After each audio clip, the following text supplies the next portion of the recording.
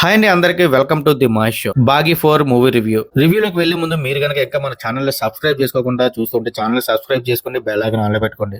ఒంట్లో కొంచెం బాగాలేదు, కోల్డ్ చేసింది, సో వాయిస్ కొంచెం ఇబ్బందిగా అనిపించవచ్చు.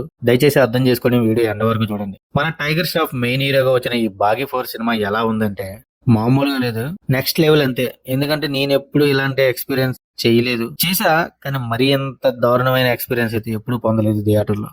వామ్మో, నరకానికి స్పెల్లింగ్ చూపించారు భయ్య స్క్రీన్ మీద. స్టోరీ లైన్ వచ్చేసి మన హీరో రొన్నీకి టైగర్ ష్రాఫ్ కి యాక్సిడెంట్ అయితే అవుతుంది. ఆ తర్వాత తన ప్రేయసి అలీషా జ్ఞాపకాలు తనకు గుర్తొస్తూ ఉంటాయి.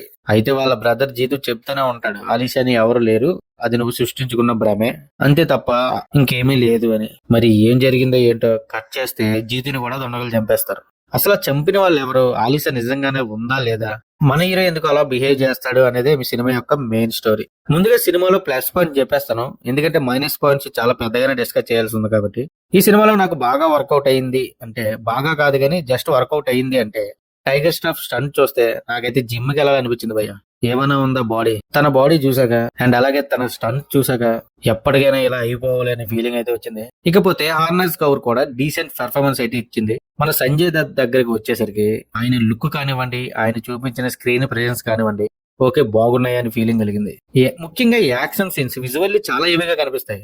ఇంటర్వెల్ బ్యాంక్ కానివ్వండి, క్లైమాక్స్ కానివ్వండి, చాలా హెవీగా చూపించారనే ఫీలింగ్ అయితే కలిగింది. బట్ ఓకే అనే అనిపించింది. ఇకపోతే మైనస్ పాయింట్స్ గురించి చెప్పాలంటే, అసలు సినిమాలో స్టోరీ ఏమీ లేకుండా కేవలం స్టంట్స్ తో ఎంతసేపు సర్వైవ్ చేయగలరు అనుకున్నారో నాకైతే అర్థం కాలే.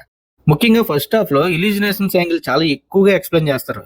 ఇది పబ్లిక్ కి అర్థమయ్యే లోపే బోర్డెం ఐసీయూకి అడ్మిట్ అయితే అయిపోతుంది. హీరోయిన్ కోసం హీరో చేసే ఓవర్ యాక్షన్ స్టంట్స్ కానివ్వండి, మాటి మాటికి వచ్చే ఫైట్స్ కానివ్వండి, దీనమ్మా స్కిప్ చేసి పారేద్దామా అంటే థియేటర్ లో మనం స్కిప్ చేయడం కాదు కదా, పోనీ బయటకు వచ్చేద్దాం అంటే పెట్టిన డబ్బులు వేస్ట్ అయిపోతాయి, రివ్యూ ఎలా చెప్పాలో అర్థం కాదని ఓపిక బట్టి అయితే కూర్చున్నా. లవ్ ట్రాక్ కూడా చాలా బోరింగ్ గా ఉంది.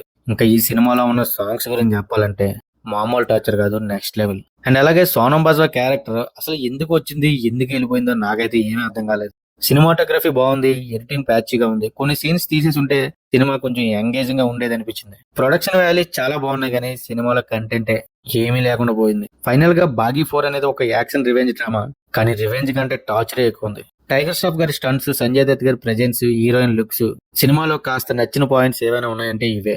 స్టోరీ లేదు, స్క్రీన్ ప్లే బాగాలేదు, ల్యాగ్ సీన్స్ అయితే అన్నింటినీ కాదు. మీరు యాక్షన్ లవర్స్ అయితే ఖచ్చితంగా ఈ వీకెండ్ కి సినిమా స్కిప్ చేసుకోవడం మంచిది. లేదు చూస్తాను, నువ్వు పొందిన అనుభూతిని నేను థియేటర్లో పొందుతాను అంటే డెఫినెట్ గా థియేటర్లో చూడండి, బహుశా మీకు నచ్చొచ్చేమో. మీలో ఎవరైనా సినిమా చూసారా, చూస్తే మీకు ఎలా అనిపించిందో ఖచ్చితంగా కామెంట్లో చెప్పండి. అండ్ మీరు గనక ఇంకా మన ఛానల్ ని సబ్స్క్రైబ్ చేసుకోకుండా చూస్తూ ఉంటే please I request, please subscribe my channel and support to me. Thank you guys, thanks for watching. This is Mahesh signing off. జై హింద్.